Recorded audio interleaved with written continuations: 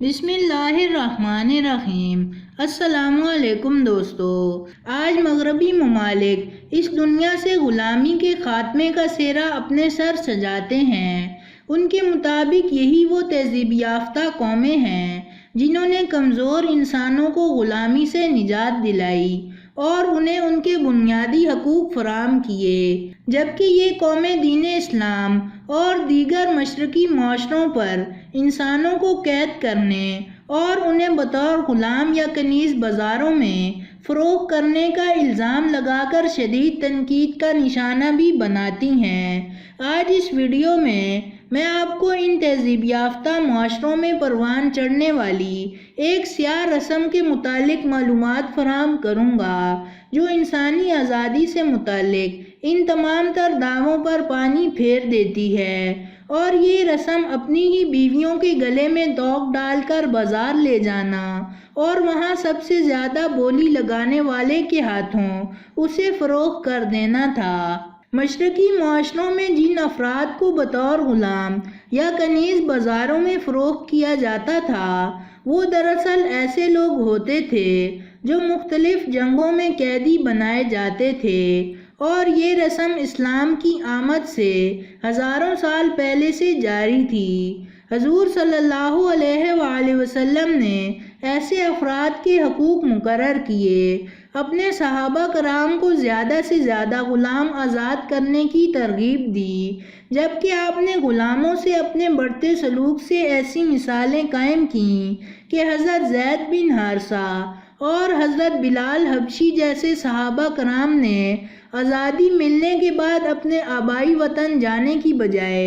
آپ کے زیر سایہ رہنے کو ترجیح دی۔ اب واپس اپنے موضوع کی طرف آتے ہیں جو مغربی معاشروں میں اپنی بیوی اور بچوں کی خرید و فروخت ہے۔ یہ قرون وسطیٰ کا زمانہ تھا جب برطانیہ میں رہنے والوں کے لیے طلاق ایک سستا یا پسندیدہ عمل نہیں تھا۔ برطانیہ میں رہنے والے میاں اور بیوی اگر ایک دوسرے کو پسند نہ کرتے تب بھی وہ ایک دوسرے کے ساتھ رہنے پر مجبور تھے، کیونکہ انہیں اپنی شادی ختم کرنے کے لیے برطانوی پارلیمنٹ کی منظوری درکار رہتی تھی، اور یہ ایک بہت ہی مشکل اور مہنگا عمل تھا۔ اس کے ساتھ ساتھ برطانوی جوڑوں کی طلاق کو اس معاشرے اور مذہبی اعتقادات کے مطابق بھی ایک ناپسندیدہ اور منحوس عمل خیال کیا جاتا تھا۔ چنانچہ یہاں بسنے والے لوگوں نے اس مسئلے کا حل یہ نکالا کہ جب بھی برطانیہ کا کوئی رہائشی اپنی بیوی سے اکتا جاتا یا پھر اس کے ساتھ رہنے میں خوشی محسوس نہ کرتا تو وہ اپنی بیوی کے گلے میں زنجیر ڈال کر اسے کسی ایسے بازار میں لے جاتا جو خاص طور پر بیویوں کی خرید و فروخت کے لیے مشہور ہوتے تھے، جہاں بھیڑ میں موجود لوگ اس عورت کے حسن اور قد و قامت کو دیکھ کر اس کی بولی لگاتے اور زیادہ سے زیادہ بولی لگانے والے کو یہ عورت فروخت کر دی جاتی تھی۔ اب یہ عورت اپنے سابقہ شوہر کی جگہ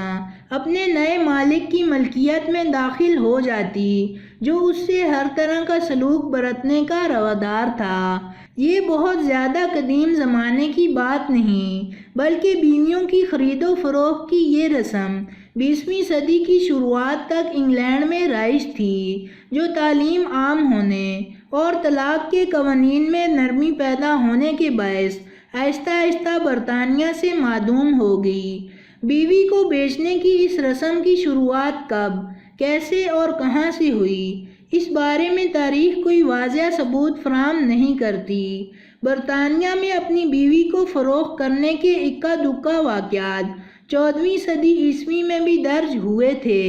البتہ یہ رسم 18ویں صدی عیسوی کے اختتام میں اپنے عروج پر پہنچ چکی تھی۔ 18ویں اور 19ویں صدی عیسوی یعنی وکٹورین عہد کا انگریزی ادب اور ناولز اس رسم کے تذکروں سے بھرے پڑے ہیں۔ برطانیہ سے تعلق رکھنے والے ایک انگریزی تاریخ دان اے.پی. تھامسن نے اس معاملے پر کافی تحقیق کے بعد ایک کتاب تحریر کی تھی جس میں انہوں نے اس زمانے میں ہونے والی بیویوں کی خرید و فروخت کے 400 مستند واقعات کو رقم کیا تھا۔ یہ بالکل ایسا ہی تھا جیسے آج کے زمانے میں بھیڑ بکریوں یا دوسرے مویشیوں کو کسی منڈی میں لے جا کر بیچ دیا جاتا ہے۔ ایسے لوگ جو اپنی بیویوں سے چھٹکارا حاصل کرنا چاہتے تھے وہ ان کی کمر اور گردن کو زنجیروں میں جکڑ کر ان بازاروں میں لے آتے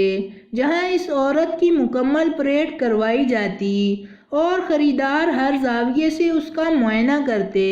یوں تو اس قسم کے بازار پورے برطانیہ میں ہی موجود تھے، البتہ لندن کی اسمتھ فیلڈ مارکیٹ بطور خاص اس عمل کے لیے مشہور تھی، جہاں چند شلنگ یا ایک بیئر کی بوتل کے عوض بھی کسی کی بیوی خریدی جا سکتی تھی، جبکہ کبھی کبھی یہ قیمت سینکڑوں پاؤنڈ تک بھی جا پہنچتی تھی۔ یہ سب کچھ بکنے والی عورت کی خوبصورتی اور اس کی نسل اور عادات و اطوار پر منحصر تھا۔ ایسا بالکل نہیں تھا کہ معاشرے میں ہونے والی بیویوں کی فروخت سے برطانوی حکومت غافل یا لا علم تھی، بلکہ مختلف علاقوں کے لاء کمشنرز بذات خود غریب کسانوں اور مزدوری پیشہ مردوں کو یہ ترغیب دیتے تھے کہ وہ اپنے گھر کا نظم و نسق صحیح طریقے سے نہیں چلا سکتے تو انہیں چاہیے کہ وہ کسی غریبی بازار میں جا کر اپنی بیوی اور بچوں کو کسی پیسے والے کے ہاتھوں فروخت کر دیں، بجائے اس کے کہ وہ حکومت کے قائم کردہ ورک ہاؤسز میں رہیں۔ ورک ہاؤسز ایسے اداروں کو کہا جاتا تھا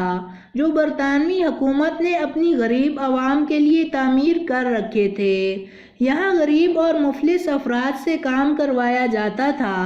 اور انہیں مالی امداد دی جاتی تھی۔ سن 1850 عیسوی تک برطانیہ میں بیویاں فروخت کرنے کا رجحان اپنے عروج پر پہنچ چکا تھا، تاہم 1857 عیسوی میں بننے والے میٹریمونیز ایکٹ کے تحت برطانوی حکومت نے کسی جوڑے کی طلاق کے لیے برطانوی پارلیمنٹ کی منظوری لینا غیر ضروری قرار دے دیا اور طلاق کا اختیار مختلف شہروں میں قائم سول کورٹس کے سپرد کر دیا۔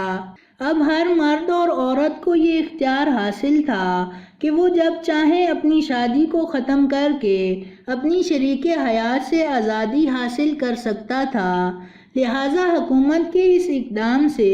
بیویوں کی خرید و فروخت میں نمایاں حد تک کمی واقع ہوئی۔ اس کے باوجود برطانیہ کے دور دراز قصبوں سے 20ویں صدی عیسوی کی ابتدا تک بیویوں کی خرید و فروخت کے واقعات کی اطلاعات موصول ہوتی رہیں، جنہیں بعد ازاں مختلف فلاحی تنظیموں اور مقامی نمائندوں کی مدد سے روکا جاتا رہا۔ آج بیویوں کی خرید و فروخت برطانیہ میں ماضی کا ایک حصہ بن چکی ہے، لیکن وہ قدیم اور تاریخی بازار آج بھی موجود ہیں جہاں ہر جمعے کسی نہ کسی عورت کی زندگی اور اس کے نئے مالک کا فیصلہ ہوا کرتا تھا۔ تو دوستو، یہ تھی ہماری آج کی ویڈیو۔ پسند آنے کی صورت میں لائک کریں اور اپنے دوستوں کے ساتھ شیئر کریں، اور مزید ایسی ویڈیوز دیکھنے کے لیے ہمارا چینل سبسکرائب کرتے ہوئے ساتھ موجود گھنٹی کا بٹن بھی دبا دیں۔ شکریہ۔